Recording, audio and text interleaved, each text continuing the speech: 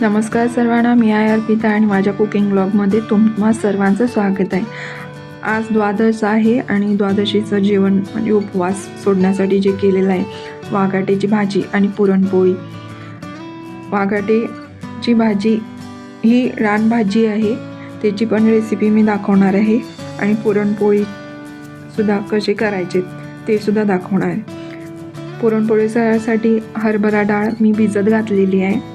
मी 3 तास 2 तास आधी भिजत घातले पाण्यात आणि त्याच्यानंतरच मी कुकरच्या डब्यामध्ये ती डाळ शिजायला घालणार आहे.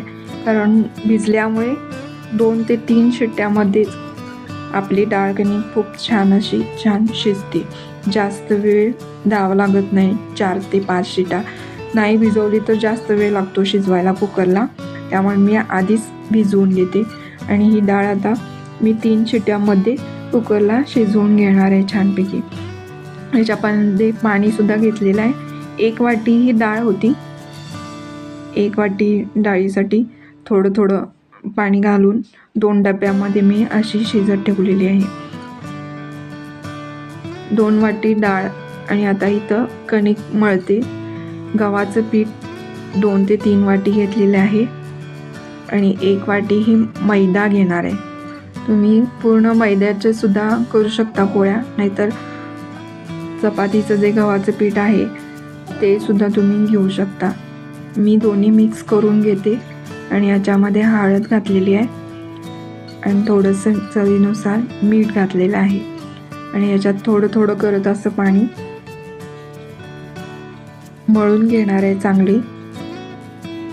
ही कणिक खूप सॉफ्ट अशी मऊ मळायचे, चांगली मळून घ्यायचे, जेणेकरून पुरण जे आहे जसं मी आधी पण सांगितलेलं आहे, पराठ्यासाठी आपण कसं सॉफ्ट असा डो तयार करतो स्टफ भरण्यासाठी, स्टफबरोबरच ती कणिकसुद्धा पसरायला हवी. त्याच्यासाठी आपण ही कणिक खूप एकदम सॉफ्ट अशी मळून घ्यायची आहे. पातळ घट्ट अशी मळली तर पोळी एकदम राठ होते. आणि आता ही कणिकसुद्धा 1 ते 2 तासासाठी मी भिजत साईडला ठेवून देते. आणि तोपर्यंत ही वाघाटेची भाजी आहे ती मी करून घेणार आहे. वाघाटे इथं मला बाजारामधून 4च मिळाले, मग तेवढेच बास होतात भाजीला. आणि ह्याच्यामध्ये जे बिया असतात त्या घालणार नाही आहे. मी फक्त साल वरचे जे कट करून घेणार आहे. आतल्या बिया जर घातल्या तर थोडं कडवट भाजी होते. त्याच्यासाठी मी ह्या बिया पूर्णपणे काढून घेतलेल्या आहेत आणि फक्त वरचे जो साल आहेत तेच तेवढे कट केलेले आहेत आणि बारीक चिरून घेतलेले आहेत. आणि असाच त्याच्यासाठी फोडणीसाठी मी बारीक कांदा चिरलेला आहे आणि 1 टॅमॅटो बारीक चिरून घेणार आहे फोडणीसाठी. आणि आता हे टॅमॅटो आणि कांदा चिरून झाल्यानंतर पॅनमध्ये 1-2 पळी तेल घ्यायचं आहे फोडणीसाठी आणि त्याच्यामध्ये तुम्ही सगळे जिरे मोहरी घालू शकता आणि त्याच्यामध्ये कांदा टॅमॅटो फ्राय करून घ्यायचं आहे छान. वाघाटेची भाजीला खूप महत्त्व आहे. एकादशीचा उपवास सोडताना द्वादशीला खायची असते आणि आता मार्केटमधून मी आणलेली आहे. हा कांदा थोडा चांगला मऊ होईपर्यंत फ्राय करून घ्यायचा आहे. असा ब्राउनिश करू द्यायचा नाही आहे. मऊ होईपर्यंतच मी फ्राय करून घेणार आहे कांदा.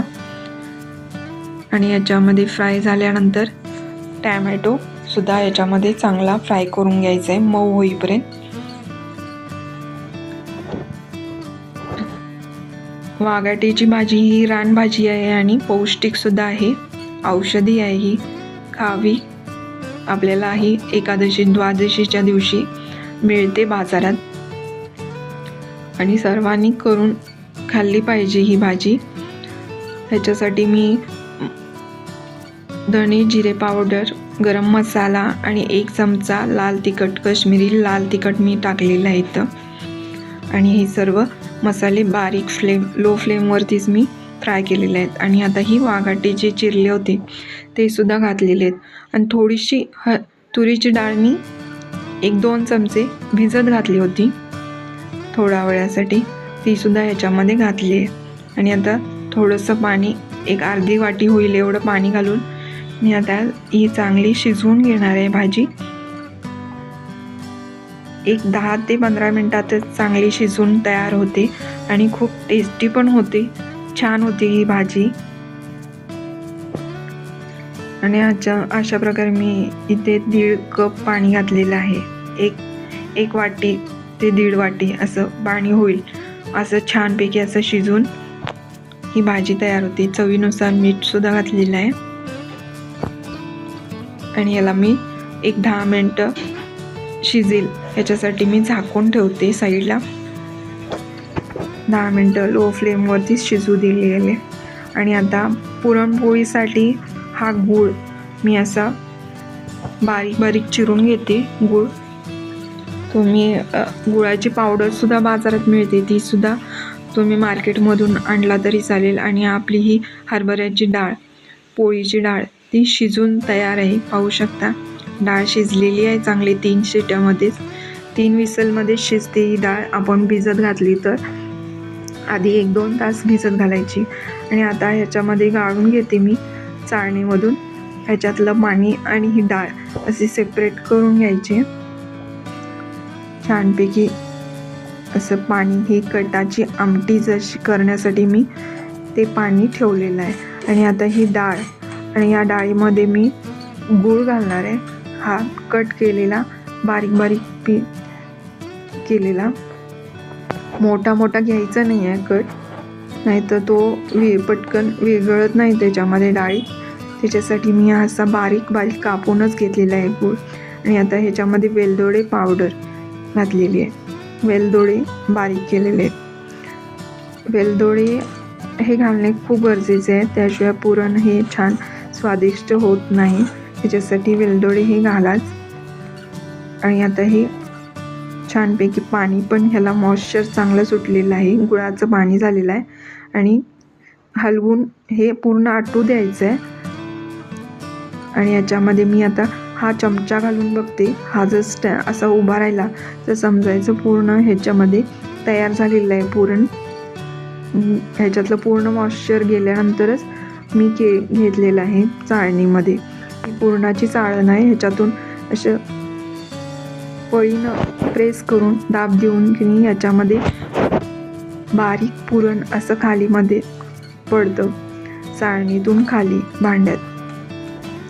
मी असं नेहमी पुरणाच्या चाळणीतूनच पुरण तयार करते प्रेस करून.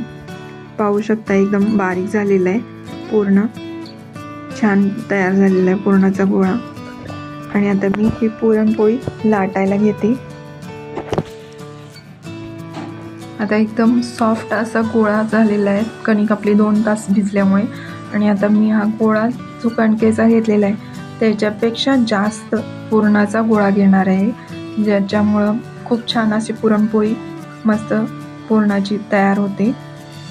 जसं आलू पराठ्यामध्ये जसं स्टफिंग करतो त्याचप्रमाणे हा पुरणाचा गोळासुद्धा मी आधी सांगितल्याप्रमाणेच तुम्ही हा पुरणाचा गोळासुद्धा या कणकेच्या गोळ्यामध्ये असं वाटीसारखं मी कणकेचा गोळा करून घ्यायचा आहे. आणि त्याच्यामध्ये असं पूर्ण असं छानपैकी भरून घ्यायचं आहे. जसं आपण स्टफिंग करतो मी दाखवल्याप्रमाणे आधी पराठ्याचं स्टफिंग करतो तशाच आणि पुरणपोळीसुद्धा जास्त पुरण भरून असं स्टफिंग करून घ्यायचं आहे चांगलं पुरणाचं. आणि ही मी आता पीठ लावून छानपैकी असं लाटणार आहे. आणि कणिक आणि पुरण हे दोन्ही पण एकसारखं असल्यामुळे हे दोन्ही पण एकसाथच पसरते. पुरण आणि कणिक दोन्ही एकसाथच पसरते. असं नाही होत की पुरण एका बाजूला आणि कणिक एका बाजूला जाते आणि एका बाजूला फाटले, असं काही होतच नाही. आणि एकदम स्मूथली लाटायचं आहे, आपण जास्त प्रेस करून लाटायचं नाही आहे.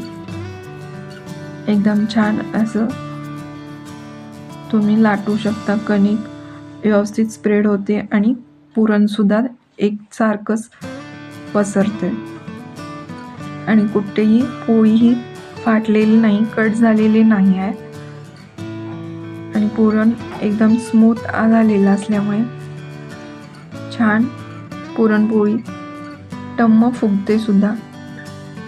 पोळी ही पातळ छान अशी लाटायची आहे आणि तव्यामध्ये तवा गरम झाल्यानंतर त्याच्यामध्ये थोडंसं तेल घालून आता पोळी ही गरम करायला टाकलेली आहे. आणि आता 1 मिनिटामध्ये कलर ह्याचा जरा चेंज झाल्यानंतरच पलटी मारायची आहे.